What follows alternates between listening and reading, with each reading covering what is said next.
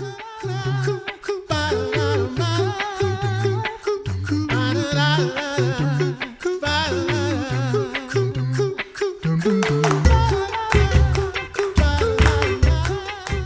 listening to The Coffee Hour. I'm Andy Bates. And I'm Ann Gonzalez. It is Wednesday morning, November 20th, and we have a short-term volunteer story to share with you again today in our ongoing series. And I'm sitting in for Sarah today. Yay! I've moved up to the second chair. You're usually here when we share these stories, typically true. on Wednesdays. So always glad to have you here, Ann. Thanks so much for being here. Thanks for having me. Thanks to Concordia University, Wisconsin for supporting the Coffee Hour. Find out more about Concordia University, Wisconsin at cuw.edu. Live uncommon. Oh, I didn't tell you about... No, you didn't tell me I had a part there. Live Uncommon. That's Concordia University, Wisconsin. Check them out, cuw.edu. It is always a delight to share the stories of volunteers who serve on short-term teams such as Mercy Medical Teams. And today, this is a very recent team, correct? Correct. They just got back last week. Wow. Yeah. And so probably still suffering from some jet lag. Joining us by phone, Ron Herman served on the short-term team, the Mercy Medical Team to Uganda. Ron, thanks for being our guest on the Coffee Hour. You're welcome. Pleased to be here. Ron, why were you interested in an LCMS Mercy Medical Team? What got you interested in this? As I was preparing for my retirement a few years ago, I was starting to look at ways that I could use my skill and expertise in nursing and continue on serving people after my retirement. As I told people that I worked with, I'm not going to quit working, I'm going to quit working for money. So one of the things that came to my attention was the Mercy Medical Team, so I put that on my list of possible things to do. It became more of an urgent situation, I would say. I feel that I actually was called to go on this mission. I had been thinking about it for a while, couldn't make up my mind, had some medical issues that could interfere with the trip, but finally decided the Holy Spirit told me to go, so I had to answer that call. Awesome. What experience traveling abroad did you have prior to this MMT?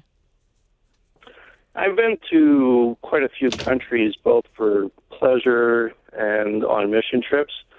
I had 2 prior medical missions with other organizations, one a teaching mission in the Dominican Republic, and another one a clinical situation in Guatemala, which is very similar to what we did in Uganda. Did you know anything about Uganda? Were you familiar with anything about Uganda before traveling there? No, it was completely new education for me. Read a couple of books and articles related to the country and its past, its current culture, its economic climate, its political climate. So it was all very, very new to me. So tell us about the community where you were serving in Uganda. It was very rural, to say the least.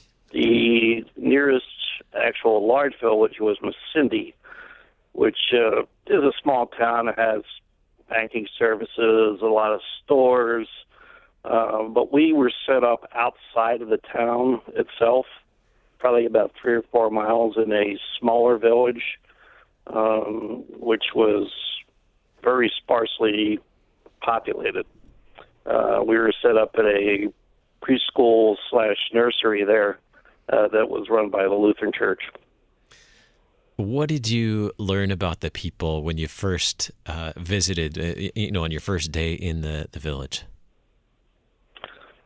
Well, our first real experience with the local populace was going to a church service of our host congregation, and that pretty much told me everything I needed to know about them. It was the phrase joyfully Lutheran comes to mind because they were extremely joyfully Lutheran. There was a lot of enthusiasm in the service. Everybody participated. Everybody was happy to be there, very friendly with each other and with us. It was quite an amazing service that we attended. Any idea? Now I'm curious. I love learning about Lutherans in other cultures. just when you talk about how everyone was just delighted to be there and to be a part of the service, Americans, we tend to like watch our watches and see how long something is. Any idea how long the service might have been or how long the gathering on Sunday was? Actually, no. I wasn't really following the time. I was enthralled with the way they conducted the service. Even though it was in the local language, it was very obviously a Lutheran service. I mean, you could go through the progression of everything that we normally do and know where you were in the service. The bishop of the Lutheran Church in Uganda, who had actually founded this congregation 20 years ago, came for our visit there. He brought with him the dean for the local district, which is similar to our district president, and the bishop preached the sermon. There were a couple of vicars involved doing the liturgy and also doing the gospel and epistle readings. A lot of singing early on. It was extremely joyful. The choir that they had was very enthusiastic.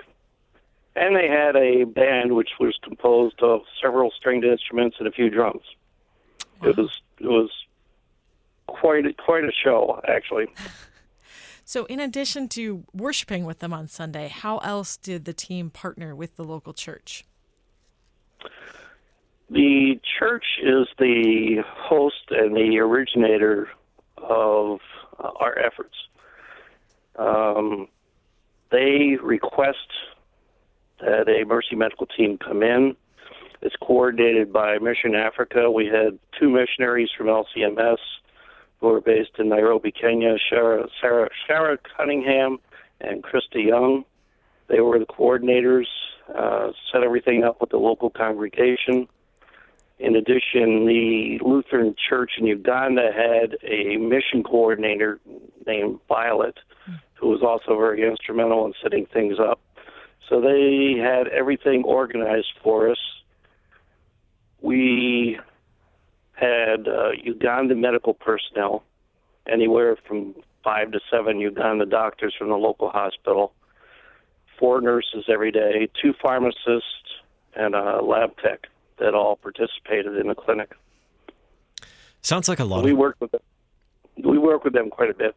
Yeah, it sounds like a lot of people were involved, both locally and as well as the team there. And it sounds like you had the opportunity to meet a lot of people. Share with us about 1 or 2 people that you met while you were serving there that you'll remember from this trip. There's quite a few people that I'll remember from this trip. Some of them had some really interesting personalities. One of the doctors was named Joel, and he was quite a character. He was very, very funny. He would tell jokes, and everybody laughed at him. He was also very dedicated to what he was doing. The pastor of the local congregation, Pastor Raymond Kaija, he was a very caring person, very interested in what was going on, worked tirelessly the entire time that we're there. The bishop was there for several days, and both he, the dean, and the other pastors, you could see the light of Christ in them. It's something that I will remember. Sure.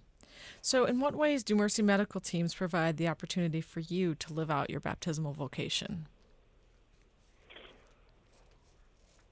Well, as I mentioned, I was looking for ways to continue to serve after I retired, and this is certainly one way of doing it. The important thing for me here was that God asked me to do something. The Holy Spirit asked me to participate. I participated and shared God's love with other people, and also, I hope, portrayed God's glory in what we were doing. That, to me, was very important. That was really the essence of the entire trip. Sure. You mentioned that you're a nurse. What was your actual role in the clinic flow? Well, we had a total of 5 registered nurses and 1 family practice physician. We were not actually permitted to do medical procedures, Sure. so we were kind of limited to supportive roles.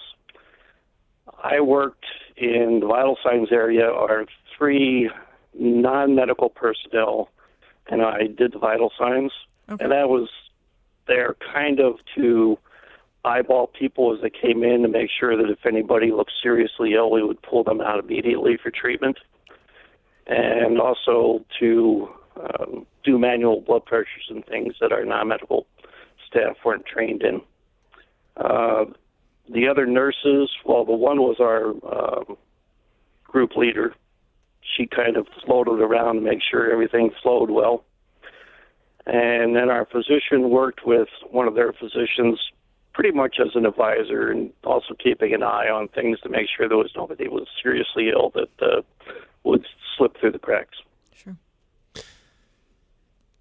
Having just really landed not too long ago, just within the last couple of weeks, and all the experience still fresh in your memory, what would you say to that person that's looking at teams for 2020 and thinking about applying for a Mercy Medical Team or any other short-term team to serve abroad? I would say go for it.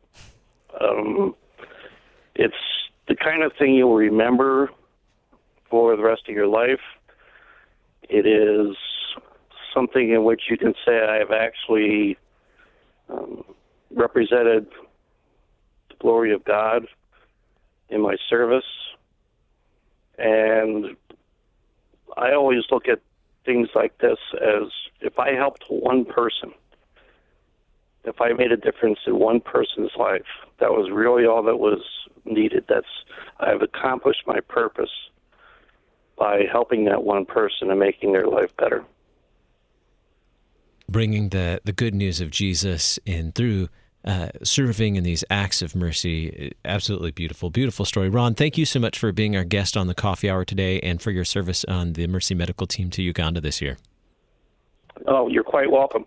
May I add one thing? Certainly.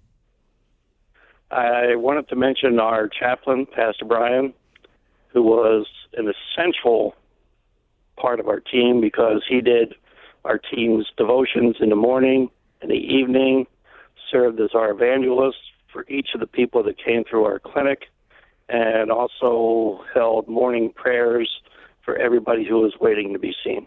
He did a fabulous job. That's outstanding. Thank you for sharing that. And that is an important part of the teams. Each team has a chaplain. Every MMT has a chaplain. And Yes. we are currently recruiting for 2020 chaplains and other staff. servenow.lcms.org. Pastors, do you hear that? Yep. Check it out.